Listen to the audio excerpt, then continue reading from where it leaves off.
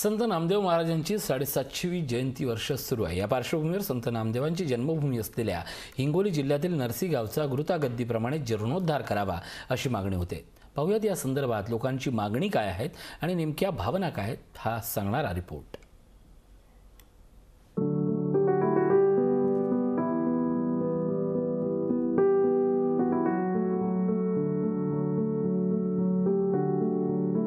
नाचू कीर्तनाच्या रंगी, ज्ञानदीप लावू जगी, असं म्हणत भागवत धर्माची पताका फडकवणारे संत शिरोमणी नामदेव महाराज त्या काळातले क्रांतिकारकच।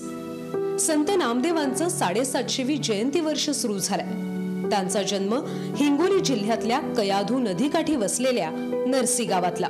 नामदेव रायांचे 1600 दोहे शीख धर्मीयांच्या गुरुग्रंथ साहेब या पवित्र ग्रंथात समाविष्ट करण्यात आले।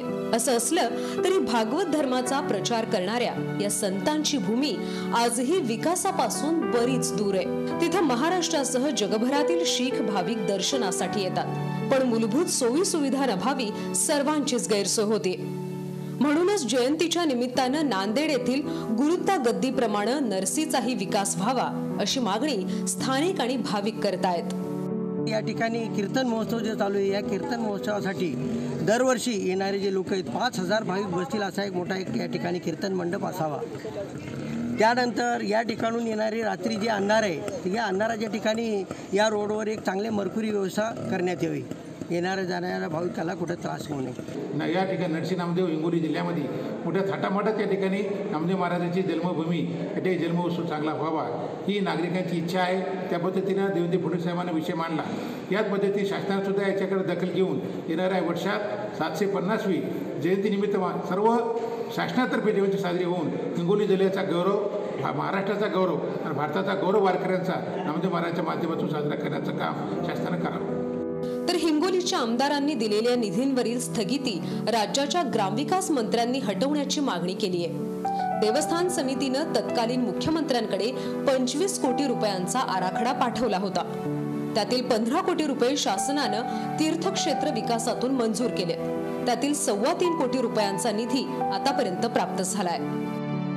जे ग्रामविकास मंत्री हसनजी मुश्रीफ साहेब यांना सुद्धा आम्ही पत्र दिले की जे 25 कोटी रुपये शासनाने त्या काळात मंजूर केले होते त्यावरला स्टे आपण उठवावा। त्याचबरोबर अर्थमंत्री आदरणीय अजितजी पवार साहेब यांना सुद्धा मी भेटलो, त्यांनाही निवेदन दिलं। निश्चित रूपानं त्यांनी सकारात्मक असा मला सांगितलं तो स्टे उठला पाहिजे अशी विनंती त्यांना केली। भाविकांच्या काय मागण्या आहेत पाहूयात। नांदेडमधील गुरुतागद्दीप्रमाणे नरसीच्या विकासासाठी केंद्र सरकारनं भरीव मदत करावी। पंढरपूरला उभारण्यात येणारं संतपीठ नरसीमध्येच उभारावं। शेगाव शिर्डी पंढरपूर प्रमाणे नरसीचाही विकास व्हावा। संत नामदेवांच्या जन्मभूमीत भक्तांची नेहमीच मांदियाळी असते, त्यामुळे भाविकांच्या मागण्यांचा विचार होईल अशी अपेक्षा आहे। गजानन वाणी, लोकशाही न्यूज, हिंगोली।